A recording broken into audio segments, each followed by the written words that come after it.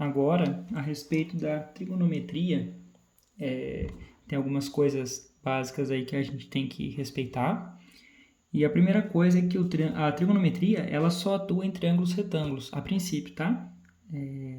Só atua em triângulos retângulos e é aquele mesmo conceito do Teorema de Pitágoras. Então, a primeira coisa que você tem que fazer é encontrar o ângulo reto, que é o ângulo de 90 graus, e a gente tem absoluta certeza que o lado oposto é a hipotenusa.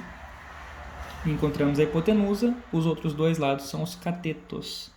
E agora a gente vai ter que começar a diferenciar um pouquinho os catetos, porque eles vão afetar a conta. Tá? Existem algumas razões trigonométricas que orientam o trabalho com a trigonometria. A primeira delas é o seno, a segunda é o cosseno e a terceira é a tangente, certo? E o seno, ele é sempre dado por, vamos pôr aqui, sen igual a, eu ponho assim, né, cateto oposto sobre hipotenusa. Cosseno é igual a cateto adjacente sobre hipotenusa. E aí, quando eu fico na dúvida sobre a tangente, eu sempre monto na ordem o seno e o cosseno, e daí na hora de montar eu vou lá e pego o de cima daqui e o de cima daqui. Então, fica assim, cateto oposto sobre cateto adjacente. E se a gente fosse montar, esquematizar essa conta com as informações que a gente tem nesse triângulo, como que a gente faria? A primeira coisa que você tem que saber é sobre qual ângulo você está falando. Porque quando você tem um seno, ou um cosseno, uma tangente, ele está se referindo a algum ângulo. Então, eu preciso saber o seno do ângulo alfa, por exemplo, que é esse daqui.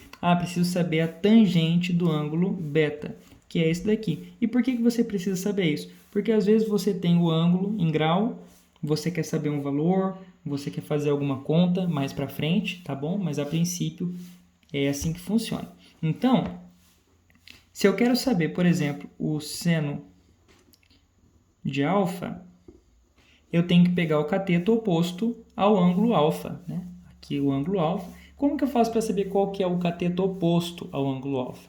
Primeira coisa que é a hipotenusa, que não é, né? Então, a gente tem duas opções de catetos para saber qual que é o cateto oposto. O cateto adjacente é sempre o que encosta no ângulo. Então, você vê que o C é o cateto que está encostando no ângulo. Logo, o cateto B é o cateto oposto. Então, a gente tem o B e a hipotenusa, no caso ali, é o A.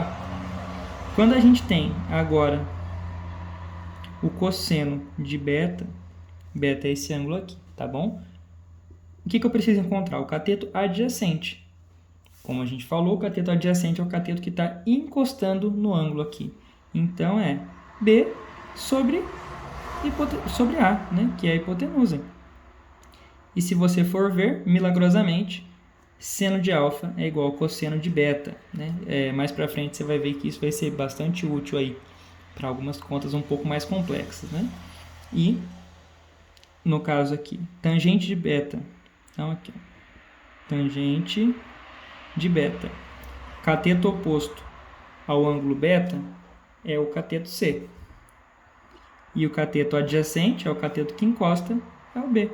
E aí a gente consegue fazer essas contas, né? Então, vamos supor que o A vale 5, o B vale 4 e o C vale 3. Se eu fosse descobrir a tangente de beta, C sobre B, 3 sobre 4.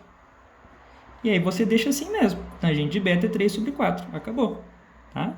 Cosseno de beta, B sobre A. O B é 4, o A é 5. 4 sobre 5 e acabou o assunto, né? Então, tem agora alguns ângulos notáveis que a gente chama, que são os principais ângulos que atuam nas contas de trigonometria, e eles são muito importantes para a gente, né? Então, como que a gente decora, né? Porque acaba tendo que decorar os valores desses ângulos. A gente monta uma tabelinha com o ângulo notável 30, 45 e 60. E aqui eu coloco seno, cosseno, tangente. E aí eu monto assim, ó. 1, 2, 3, 3, 2, 1. Tudo sobre 2. Tudo sobre 2. Tudo sobre 2. Certo? Aí aqui embaixo, 3 sobre 3, 1 e 3. E agora eu vou e coloco raiz em todos os 2, em todos os 3. Então, a raiz de 2 sobre 2, raiz de 3 sobre 2, raiz de 3 sobre 2, raiz de 2 sobre 2. Aqui eu não coloco porque é 1. Aqui, ó, raiz de 3 sobre 3 e raiz de 3. E aqui eu montei os valores de seno, cosseno e tangente para o ângulo 30, 45 e 60. Tá bom? No mais, essas são as principais informações que você precisa aí. Não sei como que o professor pretende cobrar, mas tudo que pode acontecer é isso aí, tá bom?